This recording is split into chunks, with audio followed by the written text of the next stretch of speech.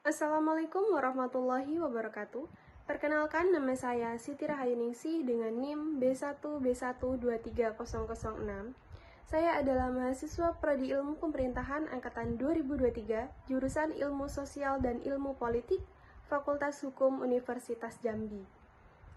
Baik, video ini saya buat untuk memenuhi tugas ujian tengah semester dengan dosen pengampu yaitu Bapak Fajar Alan Syahrir, SIP MSI. Tugas manajemen proyek ini, saya mengambil studi kasus yaitu keterlambatan proyek konstruksi di Provinsi Jawa Timur berdasarkan kontrak kerja. Yang pertama ada bagian pendahuluan. Studi kasus ini membahas faktor-faktor yang mempengaruhi keterlambatan proyek konstruksi di sektor pemerintah dan swasta. Hasil analisis dari studi ini menunjukkan bahwa faktor cuaca adalah faktor dominan yang mempengaruhi keterlambatan pada kedua sektor tersebut. Kemudian pada bagian 2 ada faktor-faktor penyebab keterlambatan. Yang pertama dari proyek pemerintah. Faktor keterlambatan yang pertama adalah cuaca. Sebagai faktor yang dominan, cuaca juga mempengaruhi keterlambatan kinerja. Kemudian yang kedua ada tenaga kerja atau tenaga ahli. Kurangnya keterampilan dan sertifikasi pekerja di bidang teknis menyebabkan keterlambatan. Sebagai contoh, ada pengawas yang berlatar belakang pendidikan hukum. Padahal, yang dibutuhkan adalah keahlian teknis, terutama pada bidang teknik sipil. Yang ketiga ada desain. Perubahan desain menjadi faktor penting, karena proyek pemerintah seringkali melibatkan fasilitas umum yang dapat mengalami perubahan desain sesuai kebutuhan masyarakat. Kemudian yang kedua dari proyek swasta. Faktor keterlambatan yang pertama yaitu cuaca.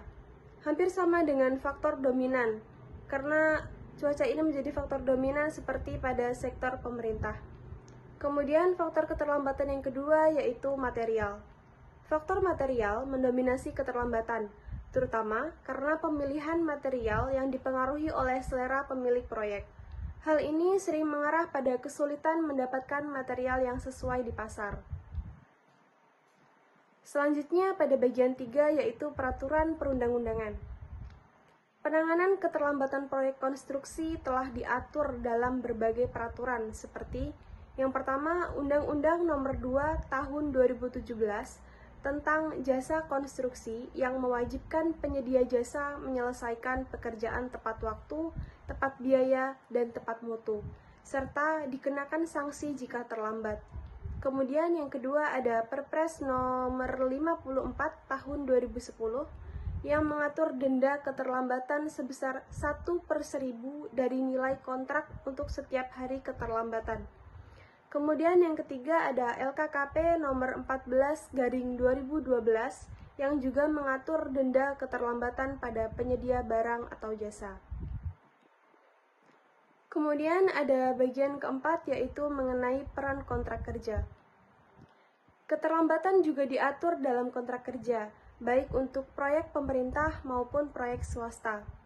Pada proyek pemerintah, peraturan dalam lampiran Peraturan Menteri Pekerjaan untuk nomor 07-PRT-M-2014 mengatur tentang penanganan keterlambatan, termasuk denda dan kemungkinan pemutusan kontrak.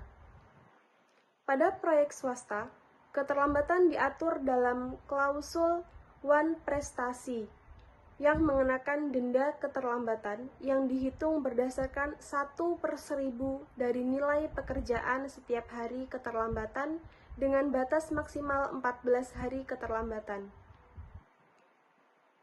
Kesimpulannya yaitu, keterlambatan proyek konstruksi sangat dipengaruhi oleh faktor cuaca, faktor tenaga kerja, material, dan juga perubahan desain.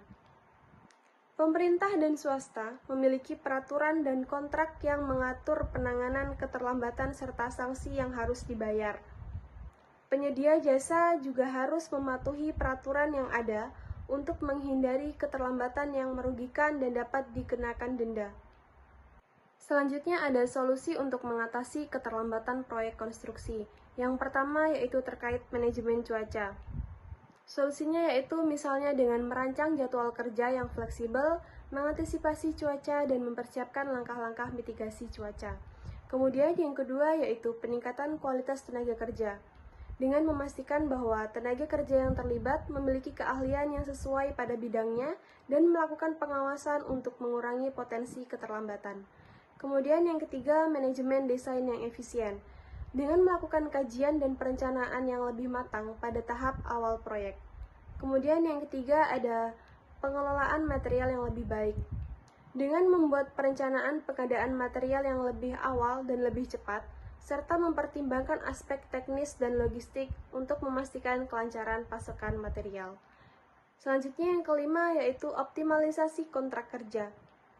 Pemilik proyek dan penyedia jasa harus mematuhi ketentuan kontrak dan mendiskusikan setiap kemungkinan perubahan yang dapat mempengaruhi jadwal proyek.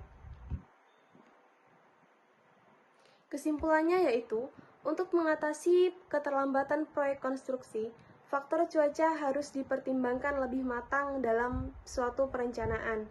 Sementara, peningkatan kualitas tenaga kerja dan manajemen desain serta material yang efisien juga sangat penting. Selain itu, penegakan peraturan yang tegas dan optimalisasi kontrak kerja juga akan sangat membantu dalam mempercepat penyelesaian proyek dan mengurangi dampak keterlambatan. Dengan ini, diharapkan baik proyek pemerintah maupun proyek swasta dapat lebih efektif mengatasi berbagai tantangan yang menyebabkan keterlambatan. Sekian pemaparan materi dari saya. Apabila ada kurangnya saya mohon maaf. Saya akhiri, wabillahi taufiq wal hidayah. Wassalamualaikum warahmatullahi wabarakatuh.